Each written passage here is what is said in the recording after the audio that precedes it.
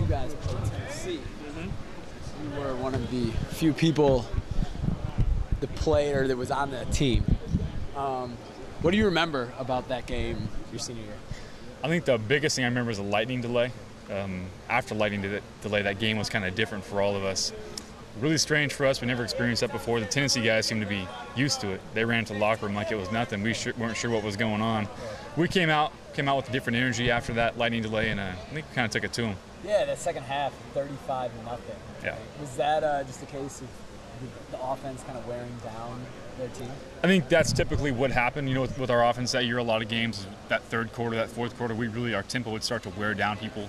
It's exactly what happened in that Tennessee game. We started to wear down those big SEC guys and had some pretty good plays called, had some good situations, and really just out-tempoed them the whole game. What was it like going into that atmosphere in the stadium? It was cool. As a player, we hadn't been to the SEC yet. We had heard all these great things about it.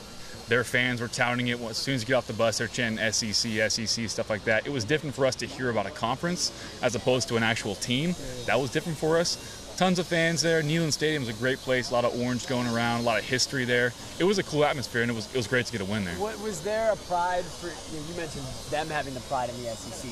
For you guys, was there a pride in beating an SEC team? Did it kind of flip? There was a pride, but it wasn't like a Pac-12 versus an SEC thing for us. It was more of a us versus them type of deal. There was a lot of pride that we got the victory out there, but it really wasn't a conference thing for us. Right.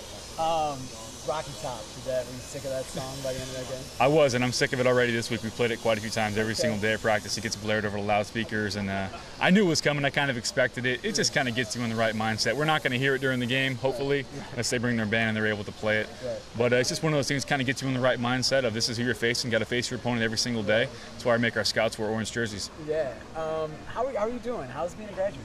It's been great. I didn't really know what to expect about being a football coach, what it would be like. It's very different than being a player, but I love it. You know, I love being back around the game. There's an energy to it every day when I wake up in the morning, and I'm happy to go to work, and it's a lot of fun for me. So we'll see how it pans out going forward, but so far I have a great season going, and I'm really loving it. How does it work responsibility-wise? Are you with a specific position group, or are you all over the place? I work mainly with the wide receivers, but I'll bounce around from the running backs to the quarterbacks a little bit. But mainly my group is me and Coach Lubick kind of handle the wide receivers because that's a larger position group.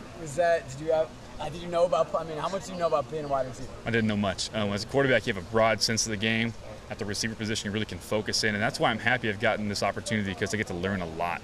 Being a quarterback, I would learn some things, but I wouldn't learn as much as I'm learning now being a wide receiver coach. Yeah, does that we have our analyst for game days, Damon Griffin, who's a former Duck, and he was a receiver, but was a defensive back grad assistant in Boise, and he talked about how much seeing that other side has just kind of helped him understand the game of football. You see a lot of that. I think Coach Frost was actually he started out on the defensive side of the ball, obviously played quarterback in college, but then went all defense, and now he's an offensive coordinator. Right. And Coach Lubick, same thing. He played a lot of defensive back coach, or was a defensive back coach for a while.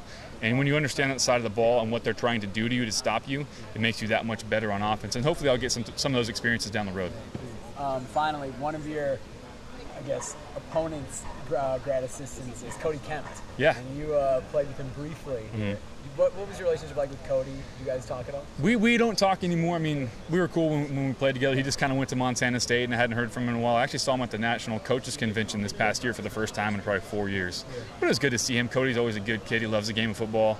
He's going to be a pretty good coach, I think that. But it'll be fun to see him on the sidelines or in the box, wherever he's going to be on Saturday. It's pretty cool that two guys that were on the same team are now going to be coaching. Yeah, it's funny how it comes full circle like that, and that's how the coaching world ends up being so often. And a lot of time it's quarterbacks. Quarterbacks love to get into the coaching profession because they're such, cerebral type guys. Hey, thanks man. Good seeing you.